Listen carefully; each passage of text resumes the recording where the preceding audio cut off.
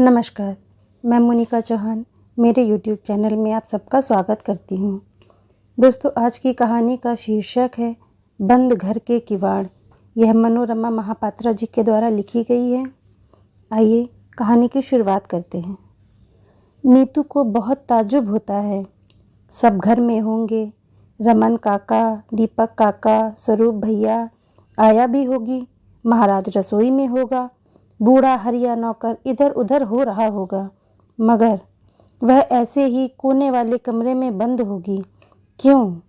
शुरू में वे उसे लेमन जूस व चॉकलेट दिया करते थे। स्वरूप भैया गोद में लेकर लाड़ करते थे, मगर आया चालाक है, जानती है रोने पर उसकी बात मानी जाती है। नीतू उसकी बात मानती है। रोना नीतू को कतई पसंद नहीं, पर नीतू ये मानने को कतई तैयार नहीं। घर में तरह तरह के खिलौने सजे हैं, पर सब फेंक कर पांव छिटक देती है। ना ना ना, कोई नहीं सुनता। साड़ी के आंचल में मुंह छिपा कर वह रोती।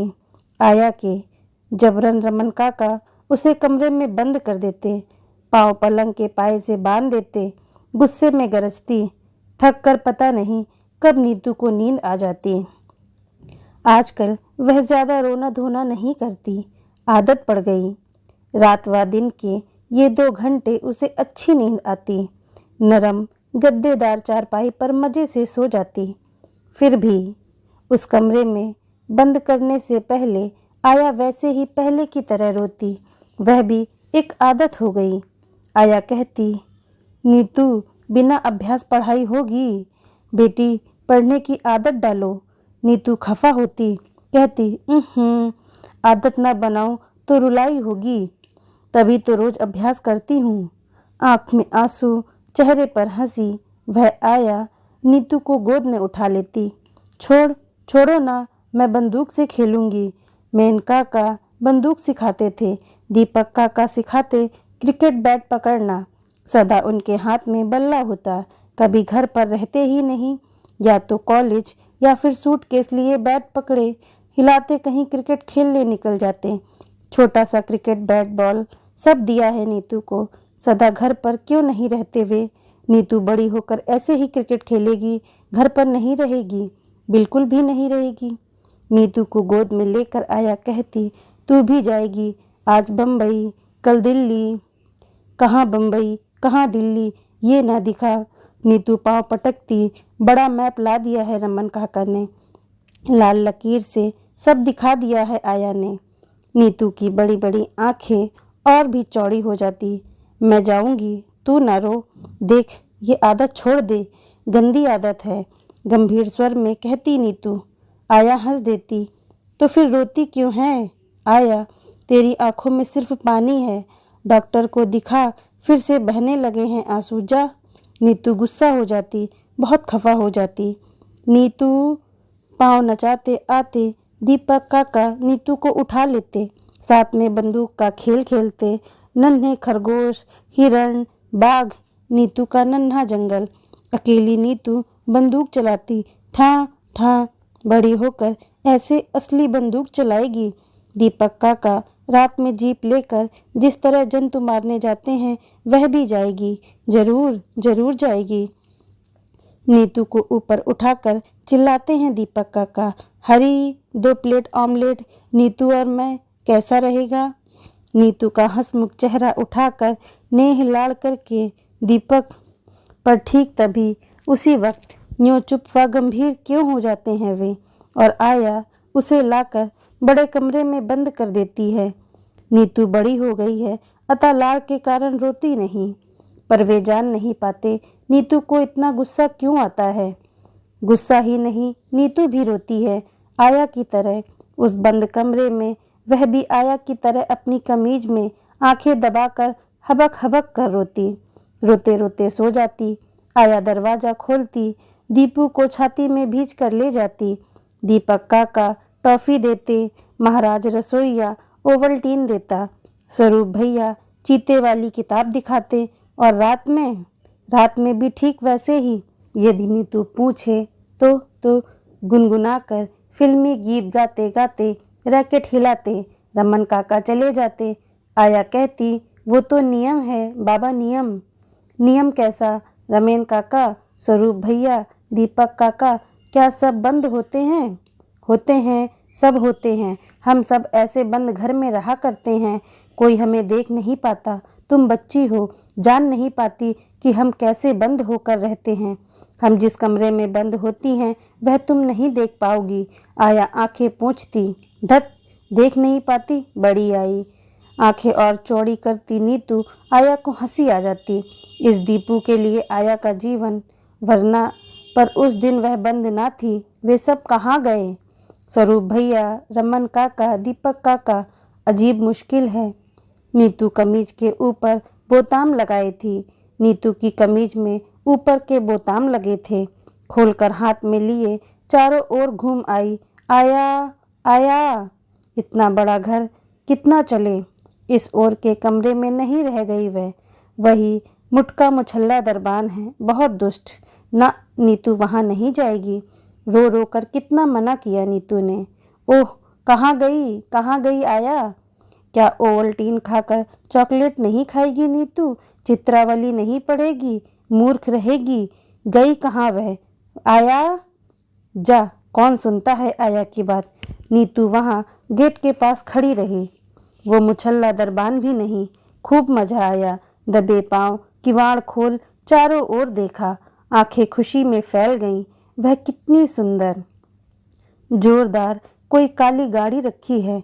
आया कह रही थी कि ये एम्बेसडर दुकान वाली गुड़िया की तरह कमीज पहनती सुंदर, और जो औरत गाड़ी चला रही थी वो भी वैसे ही खूब सुंदर, चमकदार, बिस्कुट कैलेंडर वाली औरत ना। आया अच्छे कपड़े पहनती नहीं, पर ये खूब सुंदर साड़ी पहने है, हाथ में घड़ी। आया के घड़ी नहीं। नीतू गाड़ी तब तक आ गई। लड़की चीखी, मम्मी देख देख, ये हमें बुला रही है, जाओ खेलो, जा। नीतू के पाँवों में गति बढ़ गई। वाह, कितना मज़ेदार। नीतू का मन ताली बजाने लगा। नाचने को होता, ये उसके साथ खेलेंगे।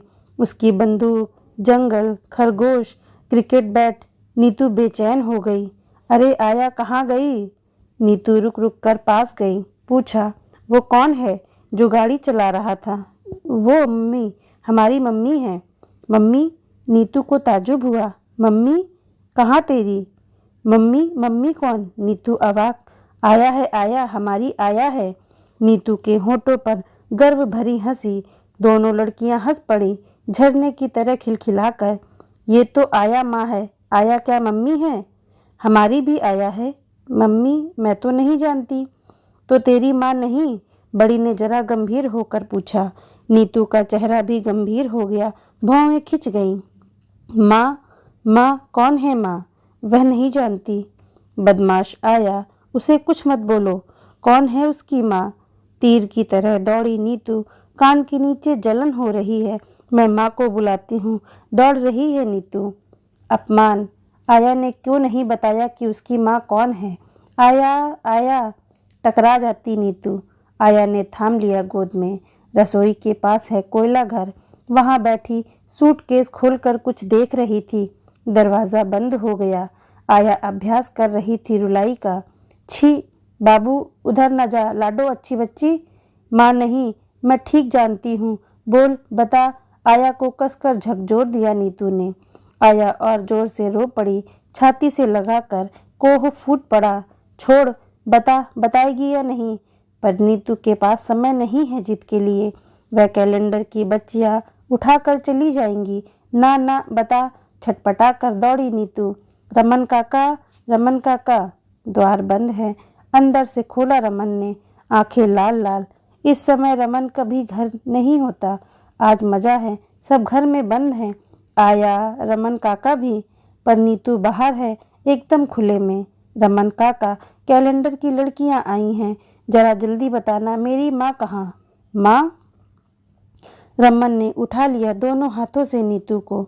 माँ नहीं जानती? रमन के होंठ थरथरा गए। धत, छोटी छोटी लड़कियां जानती हैं और तुम नहीं?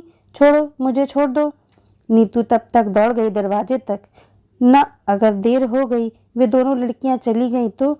अचानक थम गई नीतू। उस बड़े कमरे के बाहर कोई लंबा आदमी जेब में हाथ डाले खड़ा है। हाँ, चित्रावली वाले साहब की तरह वो ड्रेसिंग गाउन पहने हैं, पर मुंह पर क्या लगाए हैं? काली बाकी चीज़ है कुछ, धुआं भी निकल रहा है उससे। ओ चुरुट चुरुट है, साहब पीते हैं, उन लड़कियों की मम्मी से बातें कर रहे हैं। नीतू चुपचाप देख रही है। वाह, ये साहब बहुत जोरदार दिख रहे हैं नीतू को। वे साहब ऐसा क्या बोल रहे हैं? अनीता। फिर कहते हैं, दया करो अनीता, नीतू को, मेरी नीतू को बचा लो। कहते हैं, मेरी नीतू को जीने दो। वाह, नीतू क्या जी नहीं रही? नीतू ने अपनी देह को हिला कर देखा। क्या मैं जी नहीं रही? पर क्यों? यह अनुरोध क्यों? वह तो जी रही है। तुम क्या जीवन में कल्याणी से प्रेम नहीं करते थे? उसके बेटे पर इतनी ममता क्यों? ये ना भूलो, सिर्फ तुम्हारे लिए, तुम्हारी बात मानकर कोर्ट में डिग्री होने तक मैंने अपनी नीतू को देखा तक नहीं। पर नीतू सिर्फ कल्याणी की ही बेटी नहीं, वह मेरे खून का अंश भी है। कल्याणी उसकी माँ है। पर यह कैसे भूलूं कि मैं कल्याणी का जन्मदाता, मैं नीतू का पिता हूँ। उसके पिता, नीतू के पिता, ये साहब नीतू के पिता। वाह, कितनी दिलचस्प बात है नीतू के लिए। आया, आया कहाँ गई? कुछ भी नहीं कहा। बहुत दुष्ट है आया। नीतू आया की ओर दौड़ने लगी। पैर चिपक गए थे। चुरुट लिए वह चेहरा नीतू के पिता लेमन जूस चूसने की तरह, चिंगम खाने की तरह या अचार चाटने की तरह जीभ पर पहली बार यह स्वाद आ रहा नीतू को। साहब कह रहे हैं। नीतू को तो पता भी नहीं कि मैं उसका पिता हूँ। इस आशा में इतने दिन रहा। नीतू अपनी माँ को भी नहीं पहचानती। तुम क्या उसकी माँ बन सकोगी अनीता? उसके कंगाल पिता सब कुछ अपना देखकर इतना अनुरोध कर रहे हैं। नीतू को आदमी बनाने का इतना मौका तुम दो। नीतू ये जाने कि तुम उसकी माँ हो। ये होगी नीतू की माँ, ये सुंदर कैलेंडर वाली औरत। वाह, कितनी मज़ेदार बात है। आदमी बनेगी नीतू। मैं आदमी नहीं हूँ, हिरन का बच्चा, चिड़िया या बिल्ली हूँ। ना ना, अजीब बात है। उसकी माँ होगी वो ब्रिटानिया बिस्कुट वाले कैलेंडर की लड़कियों की मम्मी, और उसके पिता। नीतू खुशी से चिहुक उठी। आया, आया। नीतू दौड़ी, जोर से दौड़ी आया की ओर। ये खबर सुना दे आया को, इधर आवाज़ आ रही है। अचानक गाड़ी स्टार्ट होने की आवाज़। नन्ही नन्ही दोनों लड़कियां सचमुच जा रही हैं। अचानक मुड़कर नीतू गेट की ओर लपक पड़ी। एकदम जोर से दौड़ पड़ी। आह, जोर की आवाज़ कर एक चीख के साथ कार रुक गई। जरा सी देर हो गई। नीतू की खून में भीगी देह लेकर चीख उठे वे साहबी पोशाक वाले सज्जन। पागल की तरह छाती से लगाकर चीख रहे हैं। अनीता, तुम मेरी नीतू को सदा के लिए छीन ले गई थी। मेरे प्राण, मेरी नीतू। फट रहा है बहुत दिन का जमा को। उस बंद कमरे के किवाड़ अचानक खुल गए हैं भयंकर ढंग से। आया, रमन काका स्वरूप। खुल गया है निषिद्ध द्वार, बंद घर का दरवाज़ा। धन्यवाद दोस्तों, अगर आपको यह कहानी अच्छी लगी तो वीडियो को लाइक कर दें, साथ ही साथ चैनल को सब्सक्राइब करना ना भूलें।